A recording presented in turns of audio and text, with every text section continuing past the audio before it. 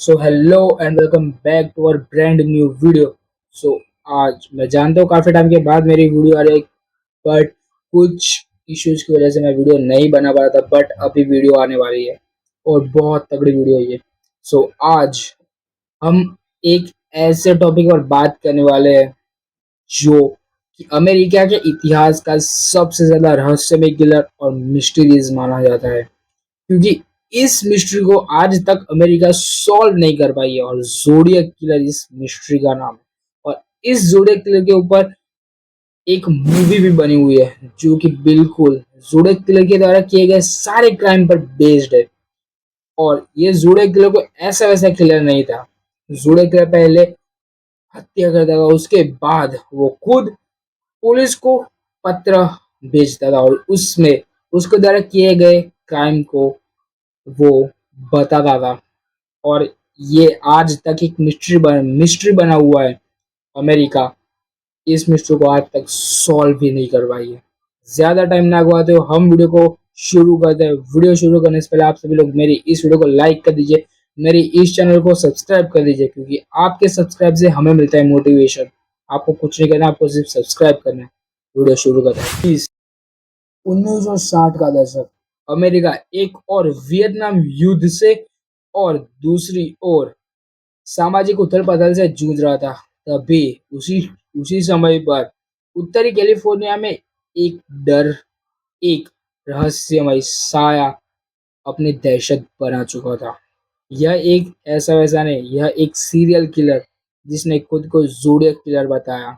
और ये उत्तरी कैलिफोर्निया में अपनी एक अलग ही दहशत बना चुका था। ज़ोडियक किलर ने सबसे पहले अपनी पहला क्राइम 1968 में किया और वो था 20 दिसंबर 1968 का टाइम। सुनसान सड़क थी और डेविड फेराडे और बेटी लू जेनसन नाम के दो किशोर अपनी गाड़ी में बैठे थे और उन्हें थोड़े टाइम के बाद अचानक गोलियों की आवाज़ सुनाई दी और उसके ठीक बाद उन दोनों की मौत हो गई। और ये ज़ोडियक किलर के द्वारा किया गया सबसे पहला क्राइम माना जाता है। दिसंबर 1969 को डार्लिन फेरिन और माइक मैग्यू नाम के एक कपल भी जोड़े किले का शिकार बने। उसमें डार्लिन फेरिन तो मारी गई, बट पर माइक मैग्यू बच गए और उन्होंने बताया कि सबसे पहले एक कातिल यानी कि जूडे किलर ने उनके आंखों में टॉर्च की रोशनी डाली और ठीक उसी के बाद उन दोनों को गोलियों से मार दिया। और बाद में ज़ोडियक किलर ने अपने खेल की शुरुआत की। ठीक 1 अगस्त 1969 को सैन फ्रांसिस्को के 3 स्थानीय अखबार में से एक सैन फ्रांसिस्को एग्जामिनर को एक पत्र मिला और उस पत्र के अंदर ज़ोडियक किलर द्वारा किए गए सारे हत्याओं की जिम्मेदारी ली गई थी। और उसी एक पत्र के अंदर एक साइफर भी भेजा गया था और जिस साइफर के अंदर सभी मीडिया को खुली खुली चुनौती दी गई थी कि अगर आप मेरे द्वारा भेजे गए इस साइफर को अपने अखबार में नहीं छापेंगे तो वो इस हत्या के सिलसिले को रोकेगा नहीं और वो और हत्याएं करने लगेगा। और उसी डर से मीडिया ने उस जोड़े कलर के द्वारा भेजे गए सभी साइफर को अपने न्यूज़पेपर में छाप दिया। और उसी के कुछ टाइम के बाद आखिरकार जुड़े किलर के द्वारा भेजे गए साइफर को एक स्कूल के टीचर और उनकी पत्नी ने सॉल्व कर दिया। और जिस साइफर के अंदर खुलेआम खुला जोड़े किलर ने पुलिस और मीडिया का मजाक बना के रख दिया था। और उसके अंदर और उस साइफर के अंदर सभी के लिए एक मैसेज छिपा हुआ था और वो मैसेज था कि I like killing because it is so fun. यानी कि जोड़े किलर को लोगों की हत्या करना पसंद था, वो उसे एक खेल के रूप में ले रहा था। और उसी के ठीक कुछ टाइम के बाद यानी कि 11 अक्टूबर 1969 को सैन फ्रांसिस्को के एक टैक्सी ड्राइवर जिनका नाम पॉल स्टाइन था, उन्हें सैन फ्रांसिस्को के एक इलाके में गोली मार के हत्या कर दी गई।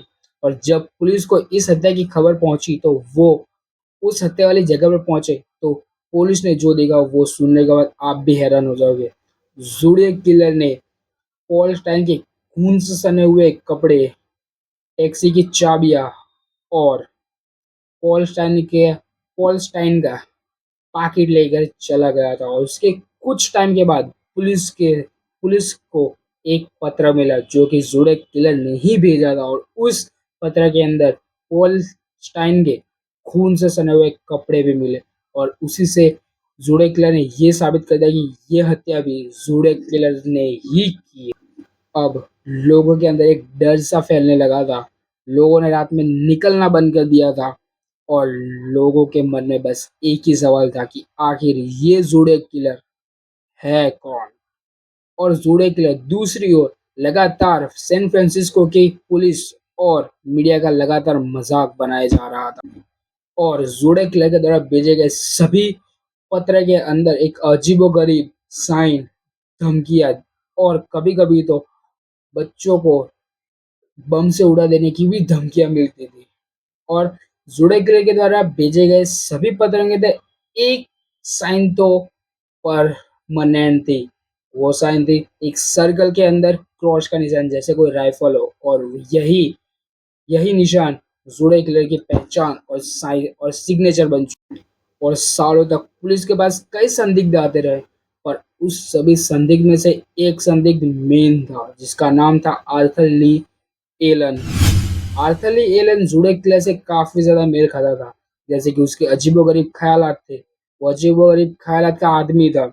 उसे हथियारों से काफ़ी ज़्यादा लगाव था और यही सब चीज़ें आर्थर ली एलन को ज़ोडेक किलर के साथ मेल खाती थी पर बरसों तक आर्थर ली एलन के खिलाफ कोई सबूत ना मिलने के कारण वो दोषी नहीं माना गया और देखते-देखते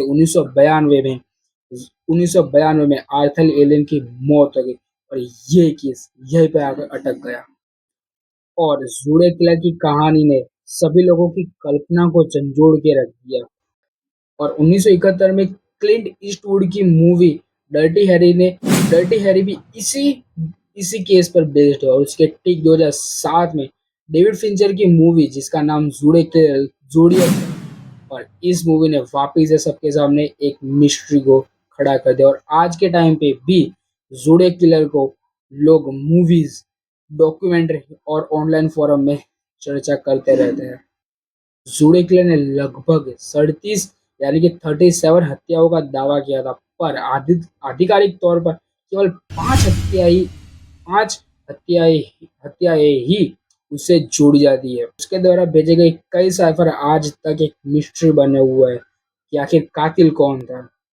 क्या आर्थर ली एलन ही ज़ोडिएक किलर था या फिर ज़ोडिएक किलर आज तक एक आम आदमी की ज़िंदगी जी रहा है और वो एक मिस्ट्री बना हुआ है।